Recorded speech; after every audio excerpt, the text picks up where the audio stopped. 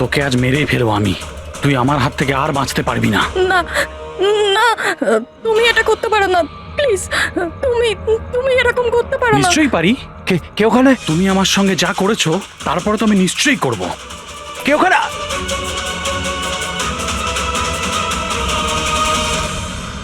বাঁচাও, বাঁচাও, please, please help, বাঁচাও। তুমি এটা করতে পারো না, প্লিজ। কেউ আছো, কেউ আছো, বাঁচাও, please, please help, please, please বাঁচাও। ওখানে কে আছে? প্লিজ হেল্প, হেল্প, কেউ বাঁচাও আমাকে, প্লিজ। কেউ আছো, কেউ আছো, প্লিজ বাঁচাও আমাকে, প্লিজ হেল্প, কেউ আছো। শোনো, শোনো, প্লিজ, লেগে যাবে আমার। এই কি করছো? এই তোমার হাতে ওটা কি? তুই নিজের কাজ কর। এই দেবো তোকে টাকা। এই তুমি এটা কি করছো? তোর মতো মেয়েরা না আমার কাছে ছাড়ো শুধু ওকে, টাইম পাস। ছেড়ে দাও। বললাম না সর এখান থেকে। গান ছাড়, গান ছাড়, লেগে যাবে বলছি। গান ছাড়, গান ছাড়।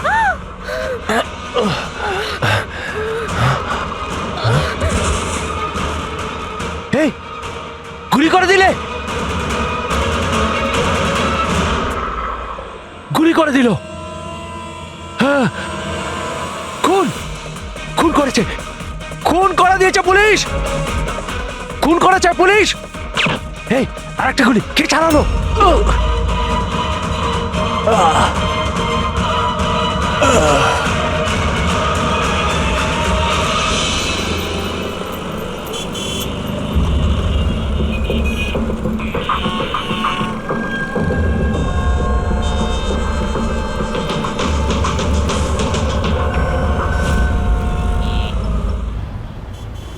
মাফ করবেন, খুন আপনি দেখেছেন? কিন্তু আপনি দেখলেন কি করে? বলতে চাইছি যে আপনি তো দেখতে পাই না, তাই তো। হ্যাঁ, ওই আর কি, মানে বলতে চাইছি আপনি দেখলেন কি করে খুন হতে? এইটার সাহায্যে। এটার সাহায্যে? কি এটা? এটা সেন্সর গ্লাভস। এতে সেন্সর ফিট করা আছে, যার থেকে অদৃশ্য তরঙ্গ বেরিয়ে যায়। ওই তরঙ্গের সামনে যা কিছু থাকে ওতে ধাক্কা খেয়ে ওগুলো ফিরে আসে। তাতে আমি জানতে পারি যে আমার সামনে কি হচ্ছে। মানে এক প্রকার এটা আপনার চোখের কাজ করে? হ্যাঁ, আপনি সেটা বলতে পারেন। আরে কিন্তু এটা কি করে হতে পারে? হতে পারে। এক মিনিট, আপনি একজন মহিলা, আপনি চুল বেঁধে রেখেছেন। স্যার এটা তো ইনি আন্দাজেই বলছেন। আর আপনি বেশ গোলগাল দেখতে, হেলদি ইয়াং বয়। এটা তো ভুল বলেননি, দিন দিন তো মোটা হচ্ছ। ওয়েট তো চেক করেছিলাম স্যার, একটু কমও দেখাচ্ছিল। আপনি বলছেন যে এই ডিভাইসের সাহায্যে আপনি দেখেছেন কাউকে খুন হতে? একটা মেয়ের খুন হয়েছে স্যার, তাকে গুলি করা হয়েছে, গুলি। কোথায়? আই মিন এখানেই কাছাকাছি? না, এখানে নয়, এই জায়গাটা একটু এবড়ো খেবড়ো। ওটা খুব স্মুথ ছিল, ওখানে সিঁড়িও ছিল না। আচ্ছা, আপনি ওই জায়গা থেকে এখানে কি করে এলেন? জানি না, ঘটনাস্থলে কেউ আমাকে এখানে পিছন থেকে মারলো, আর তারপর আর কিছু জানি না। চোখ খুলে দেখলাম আমি এখানে। সঞ্জীব বাবু, কাল রাতে কি হয়েছিল আপনি ডিটেলসে বলুন আমাদের। আসলে আমি কাজ থেকে ফিরছিলাম, আর তখন আমার অটোটা একটা সিগন্যালে দাঁড়ায়। হে হে, ওদিকে কি, ওদিকে কি কি? আরে ভেতর থেকে তুমি একটা মেয়ের চিৎকার শুনতে পেলে না? মেয়ের চিৎকার? কি বলছেন কি আপনি? ও, বের বললো। কি বলছেনটা কি আরে আপনি? আচ্ছা নাও, এটা তুমি রাখো, রাখো। ঘটনাস্থলে আমি যখন পৌঁছলাম তখন দেখলাম যে একটা ছেলে আর একটা মেয়ে ছিল। ছেলেটার হাতে পিস্তল ছিল, গান। দুজনে ঝগড়া করছিল, ধস্তাধস্তি হচ্ছিল। খুন করেছে পুলিশ। এই আরেকটা গুলি। ব্যাস, যখন আমার চোখ খুলল তখন ওই ছেলেগুলো আমার গ্লাভস চুরি করবার চেষ্টা করেছিল আর আমি ওদের ধরে ফেলি।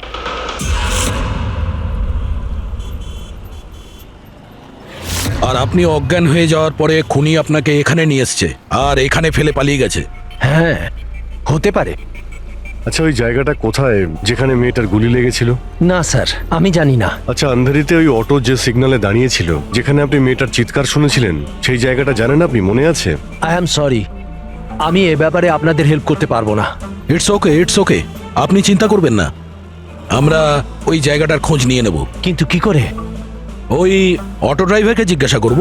এত বড় শহরে ওই ড্রাইভারকে আপনি কোথায় খুঁজে পাবেন স্যার? পেয়ে যাব। ওদের নেটওয়ার্ক খুবই ফাস্ট, সারা শহরে ছড়িয়ে আছে। পেয়ে যাব। ওনার নাম, ঠিকানা বা অন্য কিছু জানেন আপনি? ও ও টুপি পরেছিল আর পুরনো গান শুনছিল 90-এর দশকের। আর ওর অটোতে আগুন নেভানোর যন্ত্রও লাগানো ছিল। আর হ্যাঁ, ওর কথাবার্তা দেখে মনে হচ্ছিল ও উত্তর ভারতে থাকে। হ্যালো, কি? উত্তর ভারতের লোক? পুরনো গান শোনে, আবার টুপিও পরে, আগুন নেভানোর যন্ত্রও আছে ওর অটোতে। ঠিক আছে, দেখছি।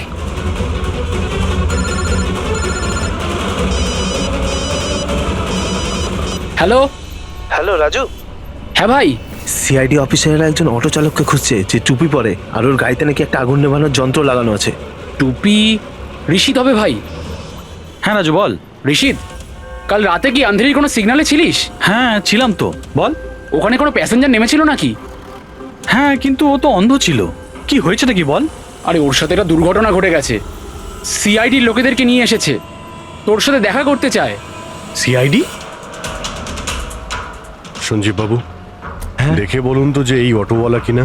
মনে পড়ছে কিছু আপনার? হ্যাঁ স্যার, ইনিই তো ছিলেন। হ্যাঁ, এই ছেলেটা। স্যার, আমি কিছু করিনি স্যার, আমি কোনো চিৎকার শুনিনি স্যার। হ্যাঁ স্যার, ইনি চিৎকার শুনেছিলেন, কিন্তু আমার স্ত্রী অসুস্থ ছিল, আমার হসপিটাল যাওয়ার ছিল, তাই আমি ওনাকে ছেড়ে চলে গেছি। আরে ভয় পেও না, তোমায় কেউ কিচ্ছু বলবে না। তুমি বলো এই লোকটাকে তুমি কোথায় নামিয়েছিলে? এই তো এই সিগন্যালে ছেড়েছি স্যার। তারপর ওই সিগন্যাল থেকে কোন দিকে গিয়েছিলেন উনি? এই সামনের গলিটার মধ্যে স্যার। ঠিক আছে, তুমি যাও। Thank you very much, thank you. আসুন। আসুন সঞ্জীব বাবু। অটোওয়ালা আপনাকে এই গলির মধ্যে আসতে দেখেছিল। এখানে দুটো রাস্তা আছে, একটা এটা আর একটা ওটা।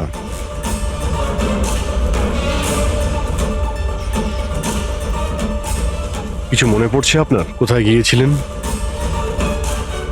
সঞ্জীব বাবু, একটু মনে করে বলুন যে আপনি এর মধ্যে কোন গলিতে গেছিলেন?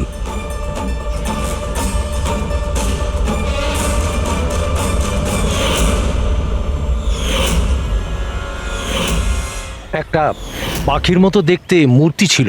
চলো আমরা এখান থেকে শুরু করি। সামনে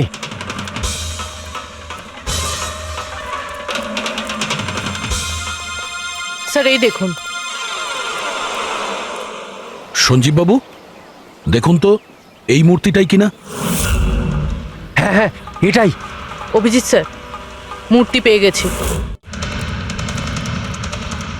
এটা কি? আরে গুড। এই যে এইটাই। আচ্ছা, এর পরে সঞ্জীব বাবু, এরপর মনে আছে আপনি কোথায় গিয়েছিলেন? 3টে গোল দেখতে পেয়েছিলাম। তোমরা ওই দিকটা দেখো, আমরা এদিকে যাচ্ছি।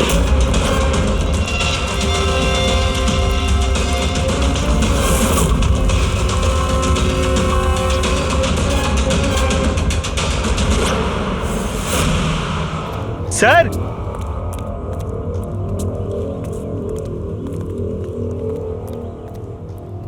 হ্যাঁ, এটা রাউন্ড শেপ, একটা নিচে আর একটা। এরপর এরপর এরপর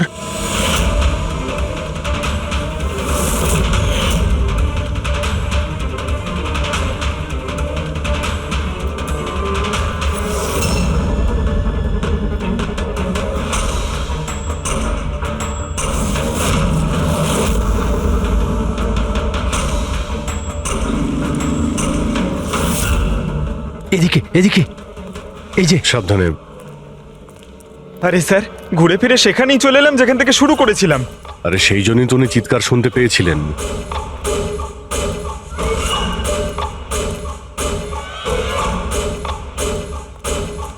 স্যার, এই জায়গাটা একেবারে জনবসতির মাঝখানে, তাহলে গুলি চলার আওয়াজ কেউ শুনতে পাইনি কেন? কারণ গানে সাইলেন্সার লাগানো ছিল।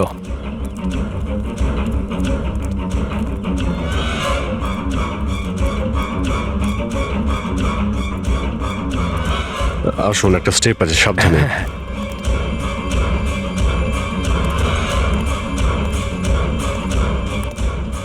না না, ঠিক আছে।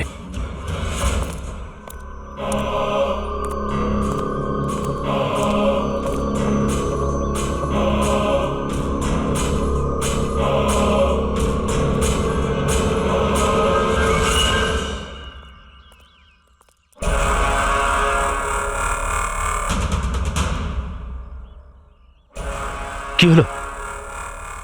আপনারা দাঁড়িয়ে পড়লেন কেন? কি আছে? লাশ পেলেন? সঞ্জীব বাবু, আপনি বলেছিলেন গুলিটা কোনো মেয়ের লেগেছিল। হ্যাঁ হ্যাঁ, মেয়ের গায়ে লেগেছিল।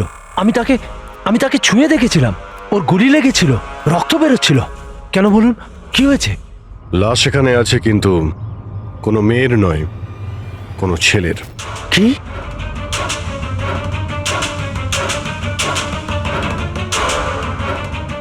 He is dead. মনে হচ্ছে সেই যে ওই মেয়েটাকে মারার চেষ্টা করেছিল। স্যার, ওনার কথা অনুযায়ী এখানে দুটো গুলি চলেছিল।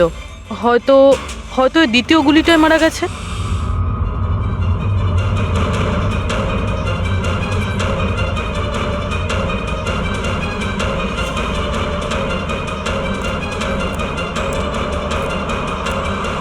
স্যার, স্যার, এখানেও তো রক্ত পড়ে আছে।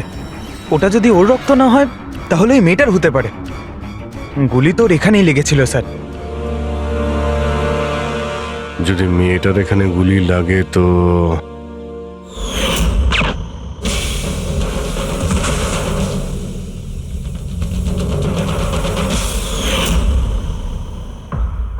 আপনি বললেন যে আপনার মাথায় পিছন থেকে কেউ মেরেছিল, তো সেটা দ্বিতীয় গুলি চলার পরে আপনার লেগেছিল নাকি সেটা চলার আগে? না না, দ্বিতীয় গুলিটার পর মেরেছে। স্যার, কি হচ্ছে এসব? কিছু বুঝতেই পারছি না। স্যার, রক্ত তো অনেক বেরিয়েছে। ওই মেয়েটা নিশ্চয়ই আহত।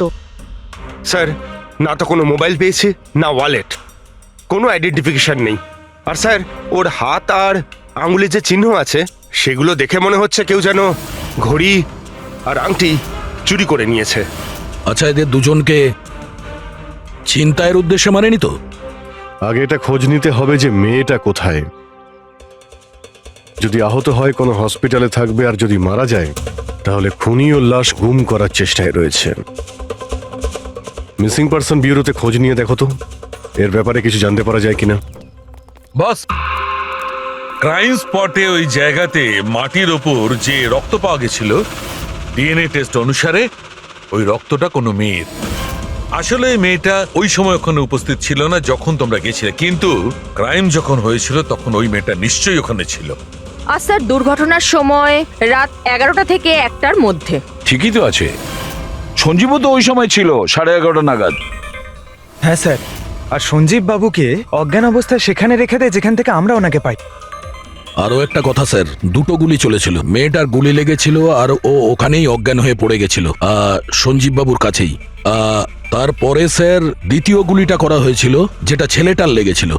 তার মানে সঞ্জীব বাবু ছাড়াও ওখানে আর কেউ ছিল যে ওই আহত মেয়েটাকে ওখান থেকে নিয়ে গিয়েছিল আর সঞ্জীব বাবুকে ওই ফুটপাতে ফেলে গেছিল।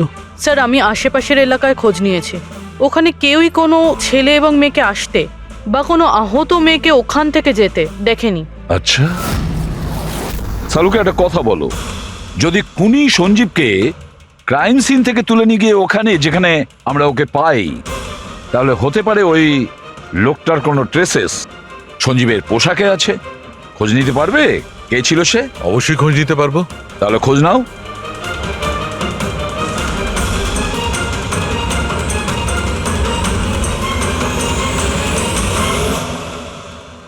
স্যার, হ্যাঁ, লাশ শনাক্ত করা গেছে।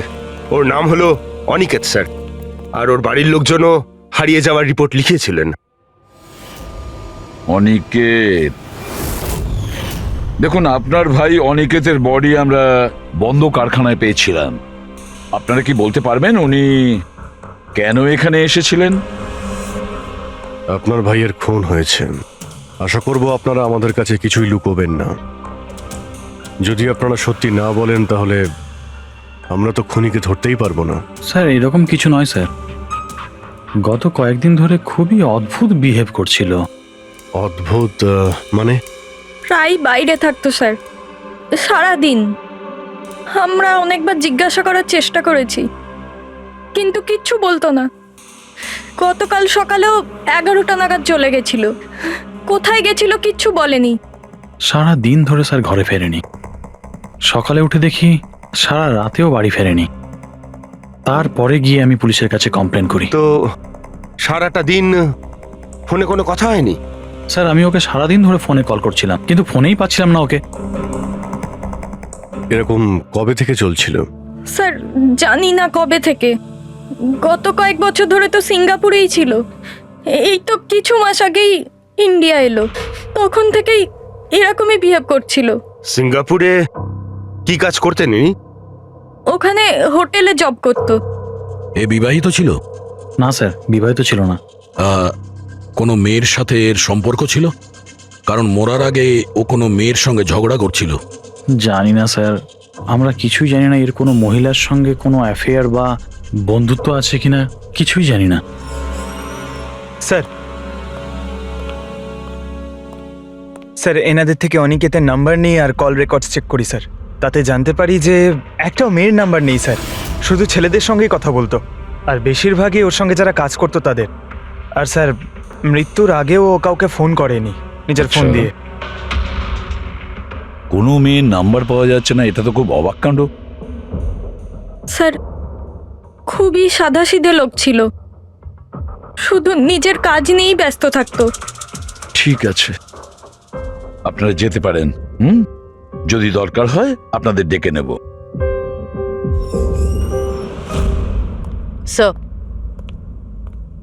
স্যার কালকে কারখানায় যাওয়ার আগে এই অনিকেত সারা দিন একই জায়গায় ছিল। কোন জায়গায়? Sir coffee shop. স্যার এর ক্রেডিট কার্ডের বিল থেকে এটা প্রমাণিত হয় যে এ সারা দিন ওই কফি শপে ওর ক্রেডিট কার্ড সোয়াইপ করেছিল। হ্যাঁ স্যার, ওর ফোনের লাস্ট লোকেশন ওই কফি শপই ছিল। কোন কফি শপ ছিল ওটা? Pillow coffee shop. যাও ওই পিলো কফি শপে আর খোঁজ নাও ও সারাদিন বসে কি করছিল। স্যার,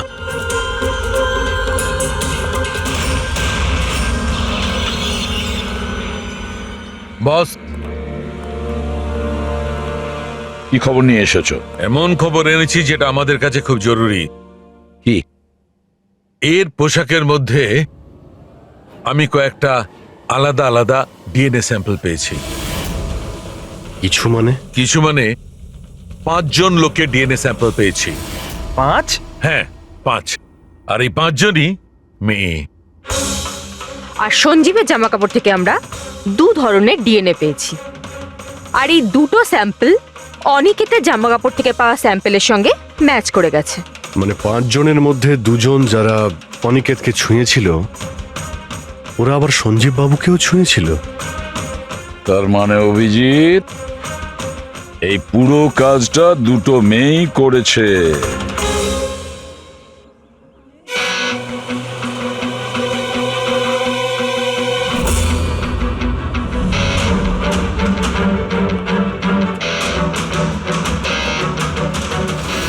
আচ্ছা এই ছবিটা দেখুন, আপনি একে চেনেন? কালে সারাদিন এখানে আপনার ক্যাফেতেই ছিল। হ্যাঁ স্যার, এই কালকে সারাটা দিন এখানেই ছিল, আর রাতে এই ধরুন 10:30 আশেপাশে এখান থেকে বেরিয়েছিল। এ একা ছিল নাকি এর সাথে আরো কেউ ছিল? নিতু, এদিকে একটু এসো। এই ফটোটা একটু দেখো, এই কালকে এখানেই ছিল না? এনাদেরকে এটা বলো যে কালকে একা ছিল না, কারোর সাথে ছিল। ইনি তো অনিকেত। ইনি কখনো একা আসতেন না, সবসময় ভিড় নিয়ে আসতেন, মহিলা আর মেয়েদের ভিড়। আর শুধু কালই নয়, ইনি আমাদের রেগুলার কাস্টমার। প্রায়ই এখানে আসেন। আচ্ছা, ও রোজ একই মেয়ের সাথে আসতো না আলাদা আলাদা? আলাদা আলাদা আসতো স্যার, আর দিনে কম করে 3 থেকে 4 জন। খুবই পাকা খেলোয়াড় ছিলেন ইনি। একবার তো আমি ওনাকে জিজ্ঞাসাও করেছিলাম যে এতগুলো মেয়ের সাথে বন্ধুত্বটা হলো কি করে। তো উনি আমাকে বলেছিলেন যে ওনার মোবাইলে একটা অ্যাপ আছে, কোনো ডেটিং অ্যাপ, ওখানেই ওনার এই মেয়েগুলোর সাথে পরিচয়।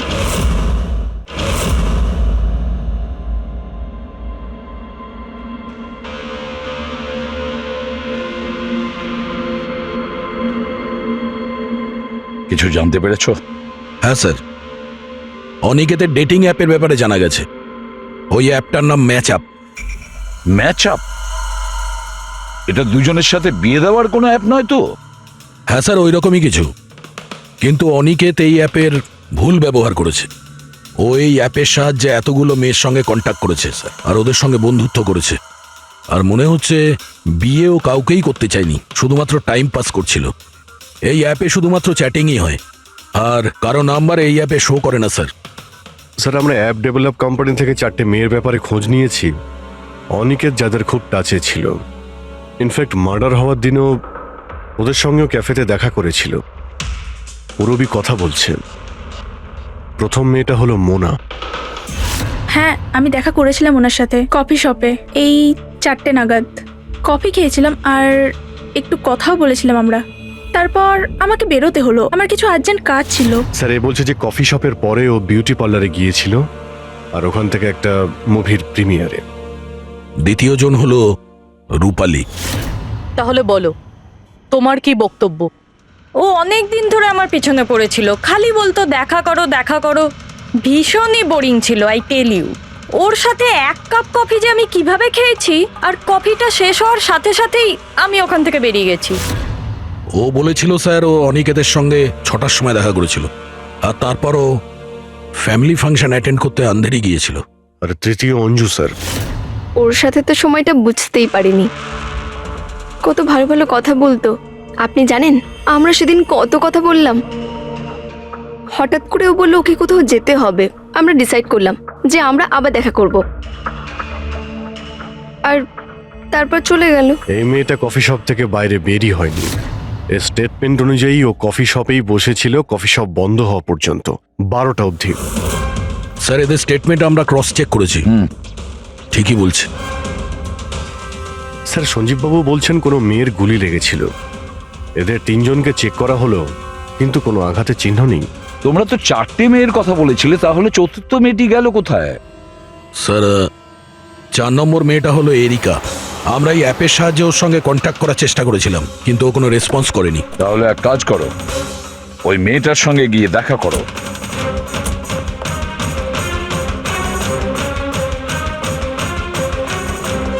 রজত, তাড়াতাড়ি রেডি হও। আর কত সময় নেবে? এতটা সময় তো মেয়েরাও নেয় না। আসছি বাবা, জাস্ট 2 মিনিট। Excuse me. হ্যাঁ বলুন, কাকে চাই? এরিকা। হ্যাঁ আমি, কিন্তু আপনারা? সিআইডি। সিআইডি? এসব কি? হ্যাঁ, কি হয়েছে স্যার? স্যার, কোনো প্রবলেম হয়েছে? আপনাকে আমরা মেসেজও করেছিলাম ম্যাচ আপ অ্যাপ থেকে। আপনাকে সিআইডি ব্যুরোতে আসতে বলেছিলাম, আপনি আসেননি, তো আমাদের আসতে হলো। Match up app? এটা কি? Dating app. Dating app? তুমি এই ডেটিং অ্যাপে কি করছো? হ্যাঁ শোনো, ওনাদের কোনো ভুল হচ্ছে, আমি কোনো ডেটিং অ্যাপে নেই। সেটা কিভাবে হতে পারে? আপনার প্রোফাইল আছে, আপনার ডিসপ্লে পিকচার রয়েছে। শুনুন, আমি একজন বিবাহিতা, আমি কোনো ম্যারেজ সাইট বা ডেটিং অ্যাপে নেই। ইনি আমার হাজব্যান্ড রজত, আর আমি ওনার সাথে বিয়ে করে খুব হ্যাপি। আমার এসব করার কোনো প্রয়োজন নেই। ম্যাডাম, আপনি যদি সত্যি বলেন তাহলে এটা কি? আপনার প্রোফাইলে এই ডেটিং অ্যাপে কি করে? দেখুন, আমি সত্যি বলছি, আমি জানি না এটা কি। আমি এরকম কোনো প্রোফাইলই বানাইনি। তো আপনি এটা বলতে চাইছেন যে আপনার নামে কেউ ফেক আইডি বানিয়েছে? আচ্ছা, আপনি কোনো অনিকেত নামে কাউকে চেনেন? অনিকেত? এই লোকটা? না স্যার, আমি একে চিনি না। স্যার, কি করছেন আপনারা? কেন আমাদেরকে ডেকেছেন? আমরা আপনাদের বলিনি, কিন্তু অনিকেত, যার সঙ্গে আপনারা কফি শপে দেখা করেছিলেন, ওর খুন হয়ে গেছে ওই রাতেই। কিন্তু স্যার, আমরা ওকে কেন মারবো? আমরা তো ওকে ঠিকমতো চিনতামই না। ইনফ্যাক্ট এই ঘটনার কিছুদিন আগে তো ওর সাথে চ্যাট হয়েছিল আমার অ্যাপে। হ্যাঁ, আর ওই দিনই তো আমি প্রথমবার দেখা করেছিলাম ওর সাথে। আর আমার সাথে তো ওর সেরকম কোনো শত্রুতাও ছিল না। আর আমি তো ওই অ্যাপেই নেই, এমনকি আমি ওকে চিনিও না। ওই অ্যাপের প্রোফাইলে আপনার পার্সোনাল পিকচার ছিল, সেই পিকচার আপনার ফোন থেকেই নেওয়া হয়েছিল। কোনো স্ট্রেঞ্জারের কাছে আপনার ছবি কিভাবে আসবে? ম্যাম, আমি জানি না আমার ছবি কিভাবে ওর কাছে গেল। আমার ফোন কিছুদিন আগে হারিয়ে গিয়েছিল। ফোন চুরি হয়ে গেছে? কোথায়? স্যার, ঠিক জানি না, মনে পড়ছে না। কোনো ব্যাপার না, আপনারা কিছুক্ষণের জন্য আমাদের সাথে কোঅপারেট করুন, আমরা জেনে যাব খুনিকে। ফ্রেডি?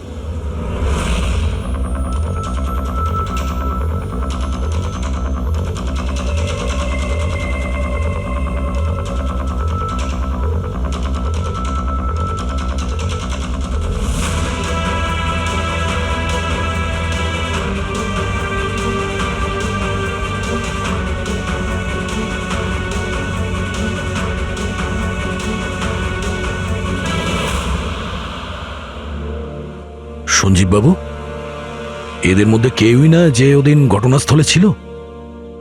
এদের মধ্যে কেউ নয়।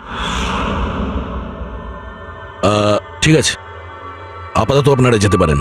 Thank you.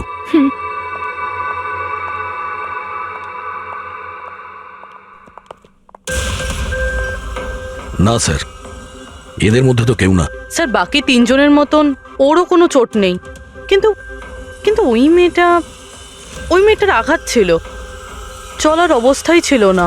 কিন্তু সালুকে যে আমাকে বলল ও সঞ্জীবের পোশাকে যে ডিএনএ টেস্ট করেছিল তাতে তো দুটো মহিলার ট্রেসেস পাওয়া গেছে। ঠিক আছে, কিন্তু একজন আহত হতে পারে, আরেকজন সেও তো ওই চারজনের মধ্যে একজন হতে পারে। স্যার, এই চারজনের জল খাওয়ার গ্লাসগুলো ফরেন্সিকে পাঠিয়ে দিয়েছি, রিপোর্ট আসবে। স্যার, হ্যাঁ স্যার, ওই দুটো মেয়ের ডিএনএ এই চারজনের সঙ্গে ম্যাচ করেনি। কি ম্যাচ হচ্ছে না? তাহলে মেয়ে দুটোকে পাবো কি করে? এক মিনিট। কি হলো সঞ্জীব?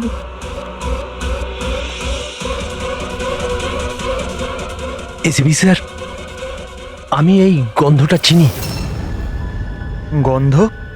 আমার আফটার শেভ মনে হয় স্যার। না না, এটা ওই গন্ধ যেটা আমি ঘটনাস্থলে পেয়েছিলাম, একদম ওটার মতো। কফি আর চা?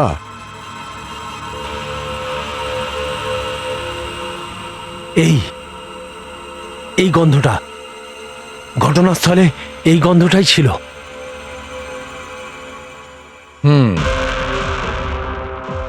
আর আমি পঙ্কজের জামার হাতার ওপরে কফির দাগ পেয়েছি। হ্যাঁ স্যার, ওই সকালে কফি বানাচ্ছিলাম না, তাই একটু পড়ে গেছিল।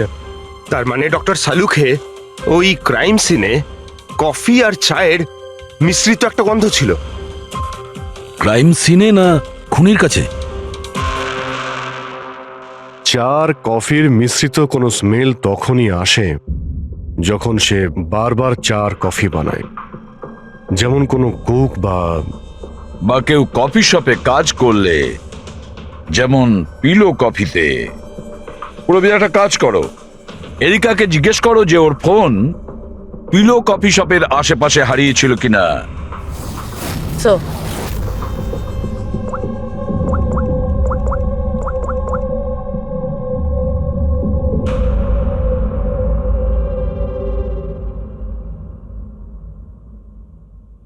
স্যার, হ্যাঁ, স্যার ওনার ফোন ওখানেই হারিয়েছিল, ওই কফি শপে।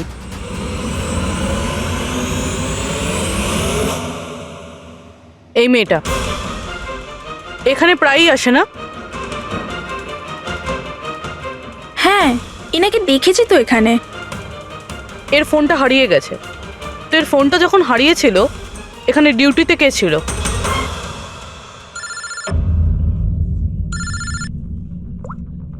হ্যালো, হ্যাঁ ফ্রেডি।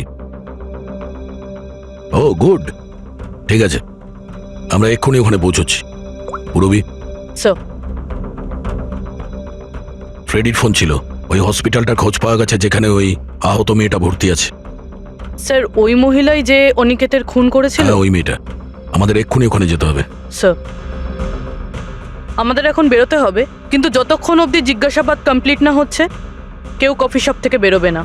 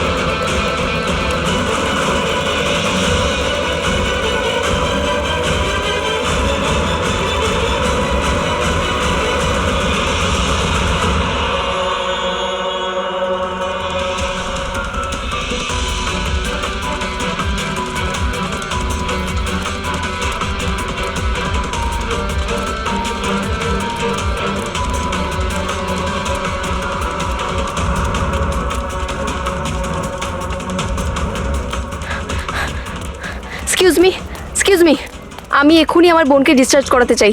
আপনি এক্ষুনি ডিসচার্জ পেপার তৈরি করুন, তাড়াতাড়ি। ডিসচার্জ? কিন্তু উনি তো এখনো কোমায়। দেখুন, আমার এসব জেনে কোনো কাজ নেই, আমাদের এক্ষুনি এখান থেকে বেরোতে হবে। আপনি তাড়াতাড়ি করুন প্লিজ। এভাবে কি করে ডিসচার্জ করে দিই? ওনার প্রাণের থেকেও কি এমন বেশি জরুরি? দেখুন, আমার এত তর্ক করার কোনো সময় নেই, আপনি আমার সঙ্গে তর্ক করবেন না। তাড়াতাড়ি করুন প্লিজ, যেটা বললাম সেটা করুন।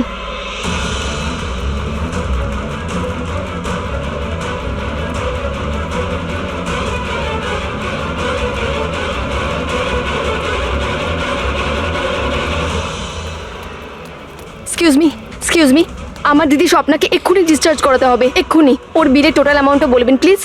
Excuse me. মনে হয় খুব তাড়া আছে তোমার।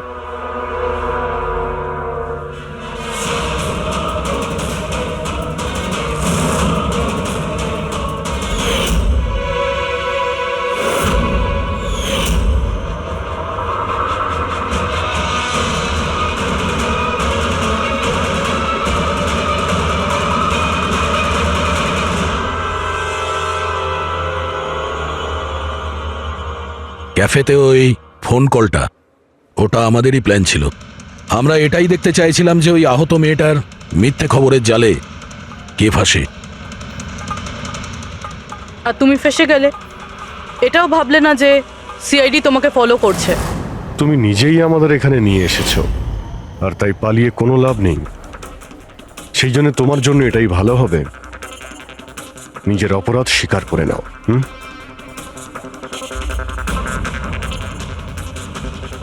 অনিকেত আমার দিদিকে জীবন্ত অবস্থাতে মেরে ফেলেছিল। ওদের সিঙ্গাপুরে দেখা হয়েছিল, আর ও ওখানেই আমার দিদিকে বিয়ের মিথ্যে প্রতিশ্রুতি দিয়েছিল। ওরা এঙ্গেজমেন্টও করে নেয়, আর তারপরে বিয়ের কথা বললেই ও এড়িয়েই যেত। আমার দিদি যখনই বিয়ের ডেট ফিক্স করার কোনো কথা তুলতো তখন সবসময় কোনো না কোনো অজুহাত দিতে শুরু করতো। আর এই ধরুন 6 মাস আগে ও বলল যে ওর মা নাকি খুব অসুস্থ আর ওর মায়ের চিকিৎসার জন্য টাকার দরকার। আর আমার দিদির নিজের জীবনের সব সেভিংসটা দিয়ে দিয়েছিল। আর ও বলল যে ও সিঙ্গাপুর থেকে ফিরে এসেই আমার দিদিকে বিয়ে করবে। আর টাকা পয়সা নিয়ে অনিকেত সিঙ্গাপুর থেকে মুম্বাই আসে। হ্যাঁ, স্বপ্ন ওর অপেক্ষা করতে থাকলো, আর সেটাও পুরো 3 মাস ধরে। তারপরে একদিন আমি দেখলাম যে ও মুম্বাইয়ের ওই ক্যাফেতে ছিল, তাও আবার অন্য মেয়েদের সাথে। তার মানে ও স্বপ্নাকে বিয়ে করতেই চায়নি? না, ও স্বপ্নাকে ঠকাচ্ছিল। ও স্বপ্নার ইনকাম করা টাকা অন্য মেয়েদের পেছনে ওড়াচ্ছিল। আর আর ওর মাও কিন্তু অসুস্থ ছিল না, কারণ ওর তো কোনো মাই ছিল না। ওর মা তো অনেকদিন আগেই মারা গেছিলেন। তাই তুমি প্রতিশোধ নেওয়ার একটা প্ল্যান করলে। স্বপ্না তো আমার কোনো কথা বিশ্বাস করতে চাইতোই না। ওর ভালোবাসা অন্ধ হয়ে গেছিল। ওর প্রমাণের দরকার ছিল।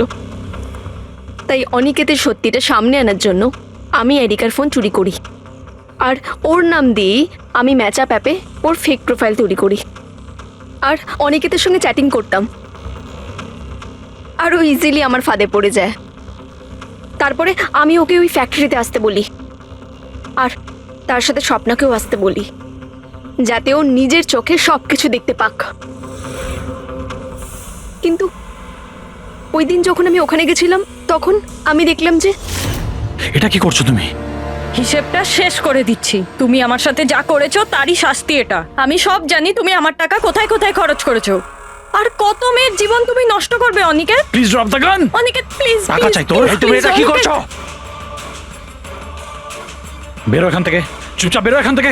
আরে ছাড়ো ওকে, ছেড়ে দাও। ওকে বললাম না বেরো এখান থেকে।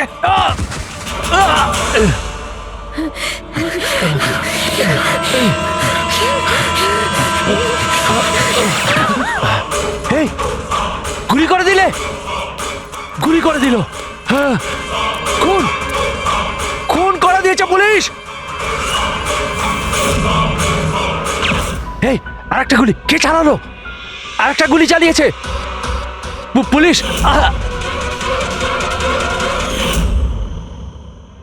তুমি জানো অনিকেতের লাশ পর্যন্ত আমাদের ওই সঞ্জীব বাবু পৌঁছে দিয়েছিলেন।